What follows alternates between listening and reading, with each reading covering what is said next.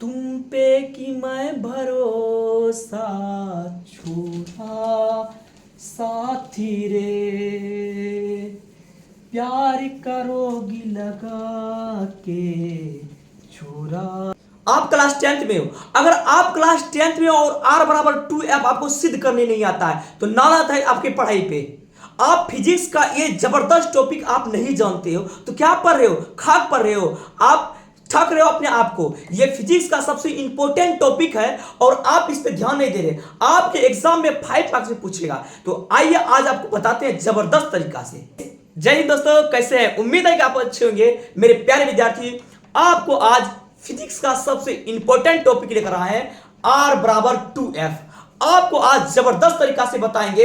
आज तक आज नहीं पढ़े हैं तो आज आपको मैं जबरदस्त तरीका से पढ़ाने वाले हैं। तो बने रहिए वीडियो में लास्ट तक, आपको मजा आएगा और आपके एग्जाम में 5 मार्क्स में आएगा ये। तो चलिए बिना टाइम वेस्ट किए स्टार्ट करते हैं। मेरे प्यारे बच्चे, आज करने वाले हैं सिद्ध R बराबर 2F। क्या होता है R बराबर 2F? पहले कॉन्सेप्ट समझिए। देखिए, सपोज मानिए, सपोज इधर हम समझाते हैं फिर बताएंगे। आइए मान लेते हैं कि ये एक अवतल दर्पण है। ओके, अवतल दर्पण किसे कहते हैं? ध्यान दीजिएगा, जिसका अंदर का सतह साफ सुथरा हो, चिकना हो। अब बोलिएगा ये क्या है? इसका अंदर का जो सतह है, परावर्तक सतह, साफ होना चाहिए। ये अवतल हुआ, ठीक है। अब उत्तल क्या होगा? ऊपर की ओर क्या होना चाहिए? साफ होना चाहिए। जैसे है, देखिए अंदर में ऐसे कर दिया, ये अंदर में हम कर दिए हैं। ये क्या हुआ? उत्तल हुआ, क्योंकि ऊपर जो है ये परावर्तक सतह है, जिसको बोलता है परावर्तक सतह, साफ होना चाहिए। परावर्तक सतह जिसका चिकना हो, साफ हो, उसे कहता है उत्तल। ये क्या हो? उत्तल। और अवतल किसे कहते हैं? जिसका अंदर का भाग क्या हो? परावर्तक सतह, धसा हो। अगर उभरा हो तो उत्तल, धसा हो तो अवतल। इतना बात क्लियर हो गया। चलिए, इतना बात क्लियर होने के बाद ध्यान दीजिएगा, हम आपको बताने वाले हैं R बराबर 2F। एकदम प्यार से इसको देखिए, मैं जबरदस्त तरीका से आपको बताऊंगा। इसको बोलता है ध्रुव P, ठीक है। लिखते चले जाइएगा, पहली बार अगर देख रहे हैं तो फिर भी समझ में आएगा। हम गारंटी बोले 5 मार्क्स में आएगा, मिस ना करें। चलिए देखिए, ये P हुआ और देखिए यहां आप लिख दीजिए C। अब C मतलब क्या होता है? वक्रता केंद्र, इसको बताया C। बात क्लियर हो गया? आप कहीं भी रख सकते हैं इसको, लेकिन याद रहे क्या? C और P और C के बीच में, एकदम परफेक्ट बीच में होता है F। क्लियर है? तो F कहता है फोकस।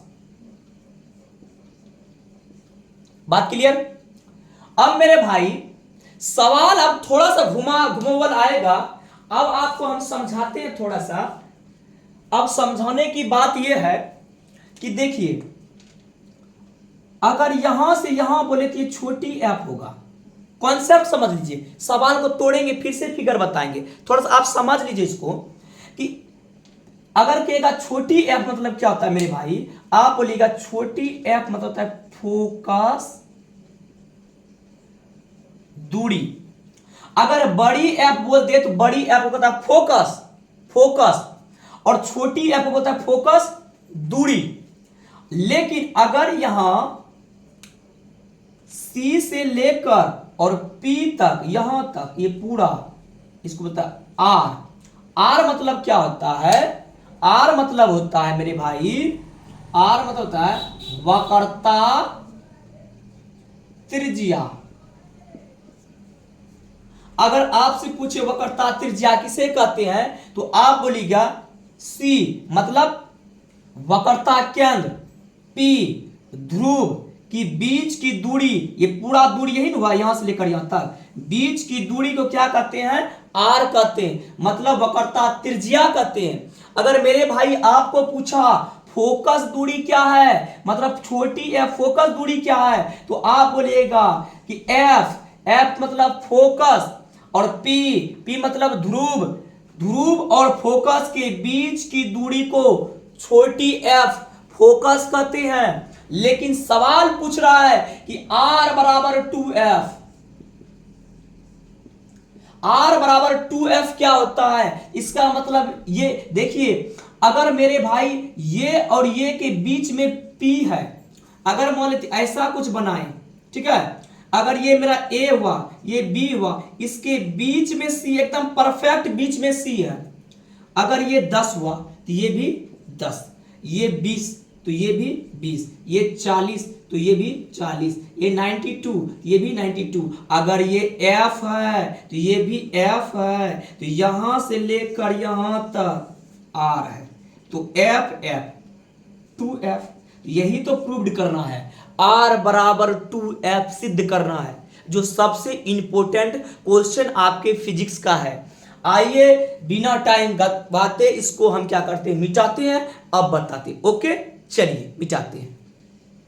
तो चलिए दोस्तों अब आपको बता रहे हैं R बराबर 2F। चलिए सबसे पहले क्या करना है, एक अवतल दर्पण लेना है, ठीक है, अवतल दर्पण हम बना दिए, ध्यान से देखिएगा, इसको P बोलेंगे जैसे कि हम बताएं, और यहां मान लेते हैं कि हम C ले लिए, और इसके परफेक्ट बीच में F होता है। यहां तक क्लियर है?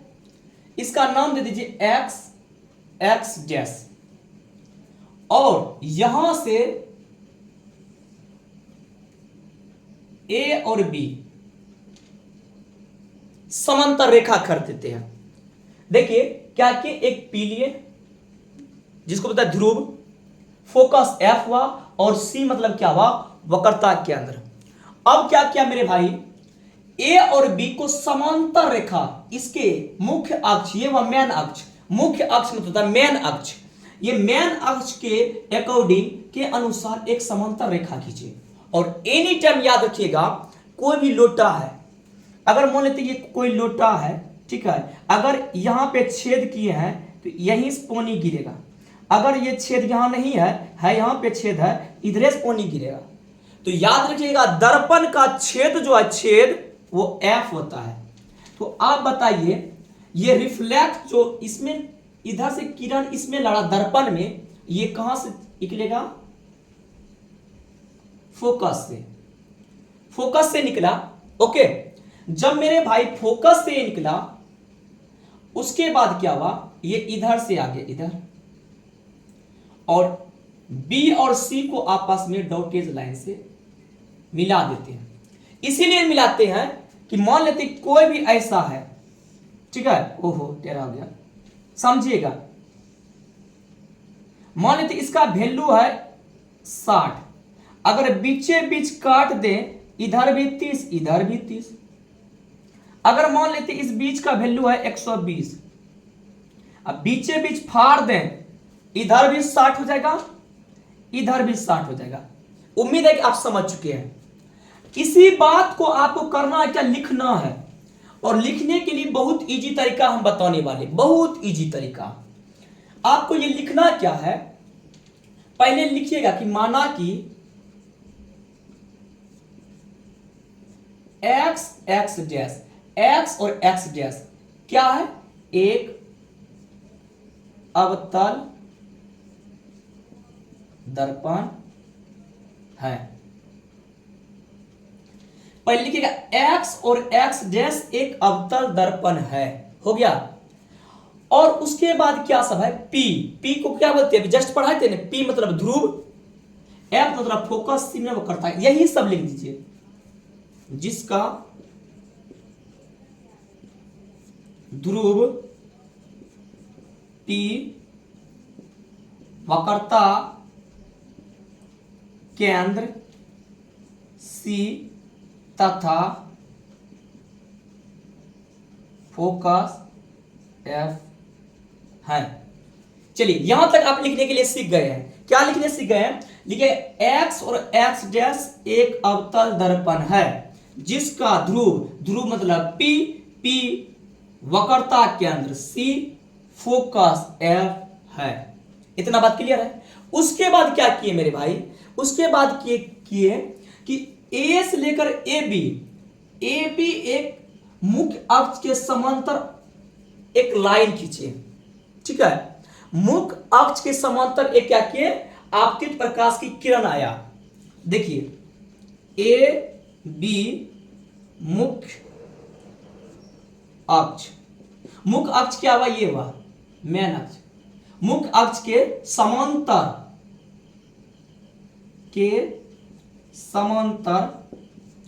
आपतित प्रकाश की किरण। आपतित प्रकाश की किरण मतलब हुआ क्या? आने वाली प्रकाश की किरण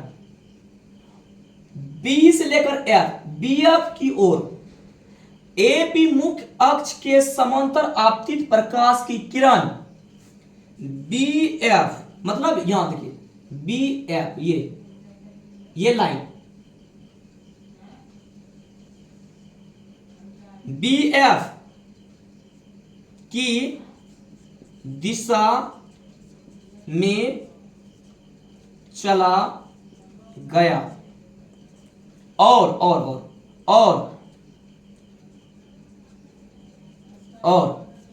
बी से सी तक क्या किए? डॉटेज लाइन से मिला दिए। इतने से कम किए थे और बी सी को आपस में मिला दिया। मेरे भाई अगर ये भाषा लिखने में आपको तकलीफ हुई होगी है तो मैं फिर से इसको दोहरा देता हूं, तो ध्यान से समझिएगा। आप लिखिएगा, कुछ नहीं ज्यादा लिखना, कुछ नहीं, इस बात को भी छोड़ दीजिए, मेरे बात को फोकस कीजिएगा कि x और x डैश एक अवतल दर्पण है जिसका p मतलब क्या था? ध्रुव, f मतलब फोकस और c मतलब वक्रता का। उल्टा पुल्टा भी लिख देंगे, कोई दिक्कत नहीं। ध्रुव, फोकस, c इतना है। और ए बी एक समांतर रेखा है जो एफ से होके गुजरती है। इतना बात लिख दीजिएगा। ए बी एक समांतर रेखा है, ज्यादा नहीं लिखिएगा, ये बात को छोड़ दीजिए। ए बी एक समांतर रेखा है जो एफ से होकर गुजरती है और बी से सी, बी सी को आपस में मिला दिया। इतना बात अगर मेरे भाई समझ चुके हैं तो अब हम आगे बढ़ते हैं मेन पॉइंट पे। इसीलिए आप क्या कीजिएगा, ध्यान दीजिएगा। अब देखिएगा, है यहां पे हम लिखते हैं। देखिए मेरे भाई, ये जो हुआ ये समझिएगा, अगर ऐसा हो और बीच से ऐसे हो, इसको कहता कोण आई, इसको कहता कोण आर। कोण आई और कोण आर बराबर होगा कि नहीं? अगर बीच बीच से काटे हैं, अगर ये टोटल वैल्यू है 120 तो इधर 60, इधर भी 60। अगर ये 200 है तो इधर 100, इधर 100। उम्मीद है कि बात समझ गए मेरे भाई। तब इसका मतलब अगर ये आर है आपतन कोण, ये सॉरी कोण आई है और कोण आर है, इसका मतलब कोण आई और कोण आर आपस में क्या होगा? बराबर होगा ना। अब यहां लिखिएगा परावर्तन के नियम से, ये भाषा अपने से लिख लीजिएगा, ये अपने से। तो कोण आई बराबर कोण आर। मेरे भाई कोण आई और कोण आर, कोण आई इसको बोला, फिगर बना लीजिएगा, अब कीजिएंगे इस पे। कोण आर इसको बोला। कोण आई कहां से कहां हुआ है? देखिए और यही तो हुआ, ये कोण आई। तो देखिए कोण आई के लिए हुआ ए बी सी। तो कोण आई के लिए आप लिख सकते हैं, अब हम इधर लिखते हैं। कोण आई के लिए लिखिएगा, ये आई है ये, तो ए बी सी त्रिभुज ए कौन ए बी सी बराबर, और आर देखिए आर आर परावर्तन के नियम से, यही तो परावर्तन का नियम, ये परावर्तन का नियम कहता है मेरे भाई कोण आई और कोण आर आपस में बराबर होता है, ये परावर्तन का नियम। कोण आई बराबर कोण आर, कोण आई होता है ए बी सी। अब आर लीजिए, आर देखिए आर यहां है C B F, C B F equation 1। चलिए कौन आई लिए मेरे भाई तो ए बी सी और आर लिए सी बी एफ, ये लिए, ठीक है। अब ये लेने के बाद आप ध्यान दीजिएगा कि अब देखिए ये मेरा आई हुआ और ये मेरा आर हुआ, इतना बात क्लियर है। अब देखिए ए और बी और सी और पी, यहां देखिए ये ए हुआ, ये बी हुआ, ये सी हुआ, ये पी हुआ। अब बीच से काट रहा है कौन, ये लकीर काट रहा है, समझिएगा मेरी बात को। अगर मेरा भाई इसका काट रहा है तो एकांतर कोण क्या कहता है, ध्यान समझिएगा।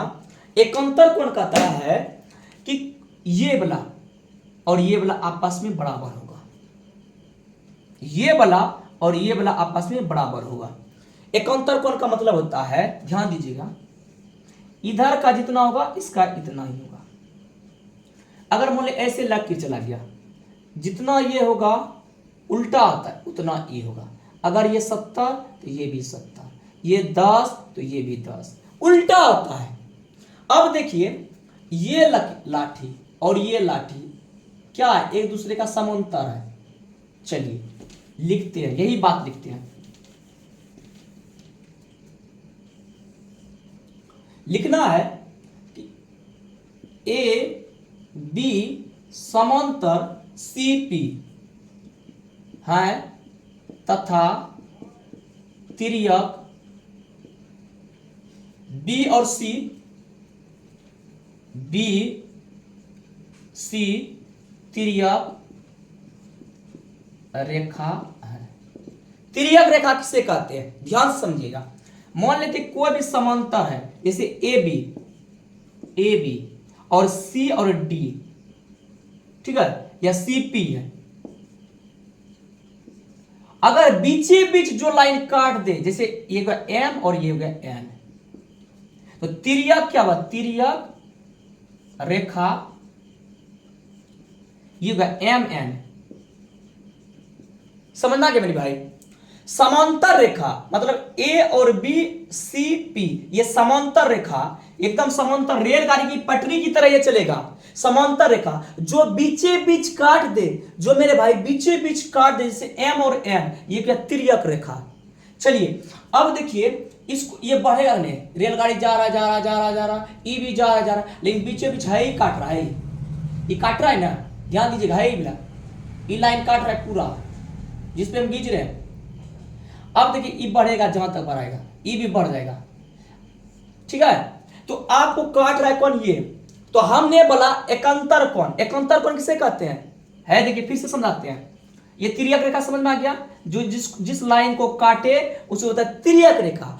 एकांतर कोण किसे कहते हैं कि मान लेते ऐसे है, ये कोण और ये कोण उल्टा, इसमें बोलता है एकांतर। हम लिखा देंगे एकांतर, इधर उल्टा पुल्टा, उल्टा। अगर इधर इसका ये लिए, इसका इधर लेंगे, उल्टा होता है, एकदम उल्टा। ओके, अब इसको हम मिटाते हैं, ठीक है। चलिए मिटा देते हैं।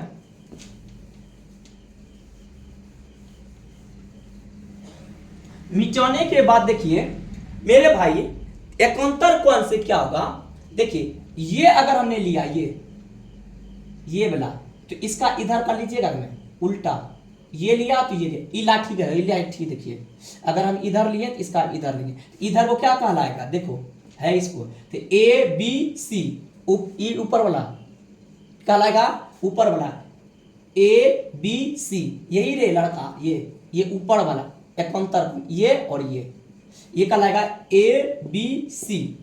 लिखो त्रिभुज कोण ए बी सी बराबर, अब ये वाला लेगा, ये वाला ना, तो इसको क्या लिखेगा, सी बी एफ, यहीं तक है त्रिभुज। देखो C B sorry B C F, B C F, क्योंकि देखो हमने ऐसा लिया, ये वाला लिया पहले, उसके बाद ये वाला लेंगे, तो ये इधर था, तो ए बी सी, अभी लेंगे क्या, बी सी, यहां है एफ, देखो बी सी एफ, तो लिखिएगा बी सी एफ इक्वेशन 2। अब इसको हम मिटाते हैं। अब देखिए अगर आपको भारी लग रहा है, इसका शॉर्ट में ट्रिक बताएंगे, पहले इसको बताते हैं लॉन्ग में। 5 नंबर ऐसे लीजिएगा, ऐसे नहीं लीजिएगा। चलिए इक्वेशन, समीकरण ए और समीकरण बी दिख रहा है कुछ, समीकरण 1 तथा समीकरण 2 से क्या क्या कट रहा है समीकरण ए और समीकरण 2 में। चलिए इसको हम थोड़ा सा काटते हैं रेड पेन से, आप काटिएगा नहीं है, देखिए ये और ये मिल गया, आप काटिएगा नहीं, हम ऐसे बता रहे हैं। आप क्या कीजिएगा, अब बचा क्या, समीकरण 1 और 2 में जब ऐसा किए तो ये बचा क्या, कौन, सी बी एफ, ये बचा, और इसमें क्या बचा, कौन, बी सी एफ। मेरे भाई ध्यान दीजिएगा, सी बी एफ मतलब सी बी एफ, ये वाला, ये गीजन वाला, ये वाला सी बी एफ और बी सी एफ, ये देखिए एक बार ये बोल रहा है, बीच में बी है, बी को देखा जाता है बी, एक बार बी, एक बार क्या है, सी। अब कह रहा है दोनों आपस में बराबर है, तो आप बताइए कि त्रिभुज का दो भुजा आपस में बराबर होगा तो क्या कहलाएगा, आप बताइए। त्रिभुज की दो भुजा आपस में बराबर होगा तो समद्विबाहु त्रिभुज, ठीक है। समद्विबाहु त्रिभुज किसे कहते हैं, कि यदि अगर ऐसा कुछ हो, अगर ये 10 ये भी 10 ये 5, दो भुजा आपस में बराबर होना चाहिए, कोनो भी। अगर ये 10 है ये 5 हो गया, तो ई दोनों आपस में क्या, ई भुजा और ई भुजा आपस में बराबर होगा, ये उसका समद्विबाहु। यहां बोल क्या रहा है, देखिए यहां बी और सी आपस में क्या, त्रिभुज का बराबर है, अतः ये क्या है, लिखिएगा त्रिभुज सी बी एफ का दो कोण आपस में बराबर हैं, इसीलिए त्रिभुज सी बी एफ एक समद्विबाहु त्रिभुज है। चलिए इतना बात आपको क्लियर हो गया कि त्रिभुज सी बी एफ का दो कोण आपस में बराबर है, कोण बी और कोण सी आपस में बराबर है। जब दो कोण आपस में बराबर होगा तो वह कौन सा त्रिभुज होगा, तो वह त्रिभुज होगा समद्विबाहु त्रिभुज। अब बताइए जब समद्विबाहु त्रिभुज होगा तो कर्ण उसका ये हो गया, कर्ण ये बड़ा है, तो आप बताइए कोई भी त्रिभुज का अगर इतना बड़ा कर्ण हो तो कर्ण को छोड़ दीजिए, ए और बी और सी तो आपस में बराबर होगा ये और ये, कि कर्ण सबसे बड़ी भुजा होती है, कर्ण का मान कभी बदलता नहीं है, ये बात आपको पता होनी चाहिए। तो इसीलिए क्या हुआ होगा मेरे भाई, इसीलिए ये कर्ण ये बड़का लाठी है तो कर्ण, ये और ये आपस में बराबर, सी एफ और बी एफ, इसीलिए सी एफ बराबर बी एफ, इक्वेशन 3। उम्मीद है कि आप समझ चुके हैं कि त्रिभुज का ये दूटा भुजा आपस में बराबर था, ये और ये जब आपस में बराबर, यहां बी है यहां बी है, तो आप कीजिए सी एफ एक बार और एक बार बी एफ आपस में बराबर, क्योंकि ये समद्विबाहु त्रिभुज है। चलिए यहां तक आप लिखिए, हम इसको मिटाएंगे, ये फिगर आप थोड़ा सा वीडियो को खींच के बना लीजिएगा अच्छे से, इधर हम मिटा के प्रूव कर देते हैं। ओके लिखिए, प्रथम गुरुदेव माता पिता जे होय छै, जिनकर महिमाया पार हो। बात अंजन दिलावर के झटपट सुनो, राम शंकर डीलर कैलस प्यार हो। चलिए मेरे भाई अब इसको बताने वाले हैं। अब ध्यान दीजिएगा, क्या दीजिएगा ध्यान। हमने फिगर बनाया था, कैसा फिगर था, ये फिगर एक ऐसा फिगर था और ये ऐसे गया था। ये मेरा P था, ये x डैश, ये एक अवतल दर्पण ऐसे था। चलिए मिटा दिए। यहां पे क्या था, मेरा C था और बीच में F था। यहां से लड़ा, ये मेरा B था, ये A था और फोकस से होकर गुजरा था। सॉरी,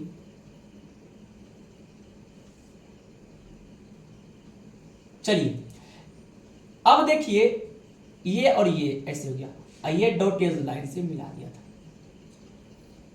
मेरे भाई ये कौन I था, ये कौन R था, इतना बात तो समझ चुके थे।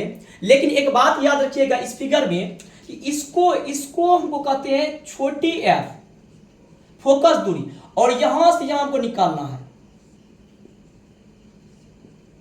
यहां से C से F, मतलब P से C तक, सॉरी P से C तक निकालना है। यही तो बात निकालना है, बस लास्ट पॉइंट है। अब लास्ट पॉइंट निकाल दिए थे कि CF, मतलब C और F, और BF, कहां है भाई, BF आपस में बराबर है। तो ध्यान दीजिएगा थोड़ा सा मेरी बात। हमने बताया था कि ये मेरा P है, ये मेरा C है और बीच में एकदम F होता है। हमको निकालना है CP, इतना W जस्ट पड़े F होता है, ये F होता है। तो अगर ये दोनों बीच में है, अगर ये टोटल वैल्यू 100 है, ये 50 बात, ये भी 50, ये 70 तो ये भी 70, ये F है तो ये भी F। अब देखिए जब F तो ये पूरा बोला R N बोला है, देखिए P से C तो को R बोला, तो R बराबर कितना हो गया 2F, 2F, यही प्रूव्ड करना। चलिए इजी में हम बता देते हैं। अब एक बात समझिएगा, ये B को जब ससारेंगे तो ये गिर जाएगा, यहां आके गिर जाएगा, मर जाएगा, यहां मरेगा कि नहीं मरेगा। जब एक बात लिख दी है, जब B को P के बहुत ही नजदीक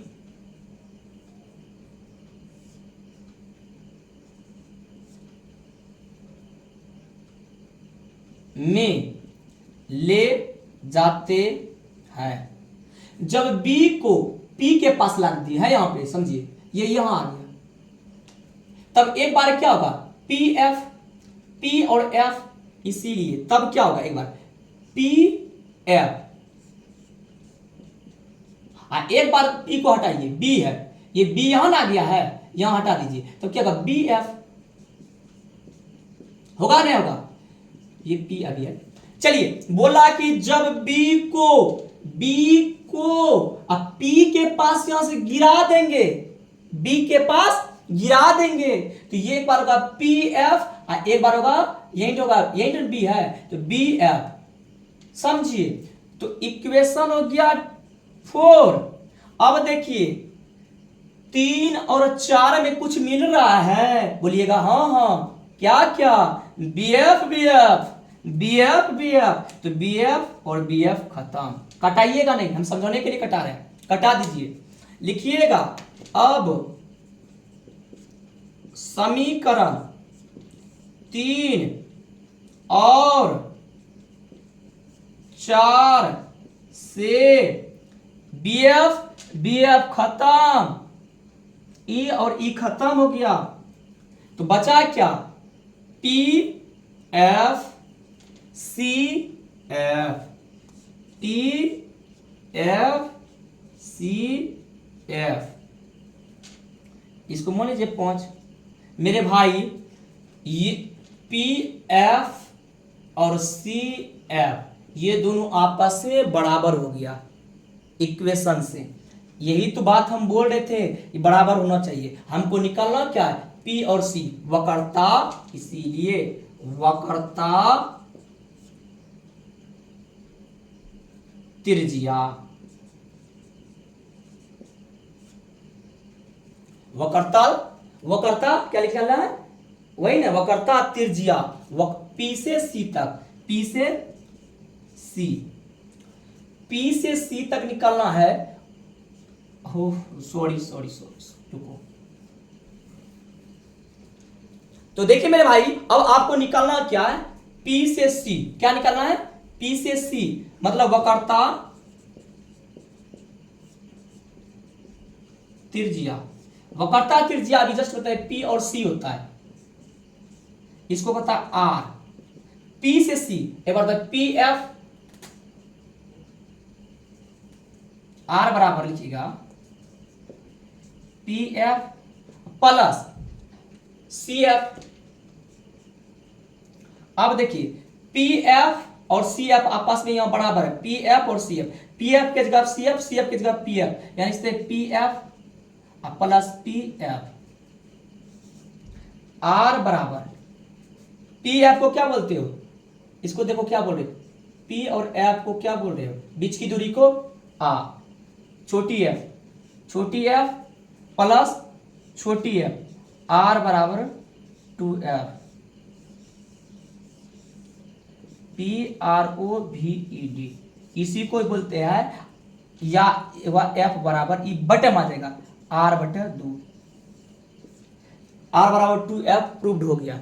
मेरे भाई आपके एग्जाम में ऐसा ही आएगा, तो आपको समझाने के लिए अब डायरेक्ट हम इजी में बता रहे हैं, आपका प्रूव्ड हो गया R बराबर 2f। तो याद रखिएगा, कुछ नहीं कीजिएगा, एक बार रिफ्लेक्शन ऑफ लाइट, प्रकाश का परावर्तन कीजिएगा, क्या एक बार लीजिएगा कौन आई है, ये वाला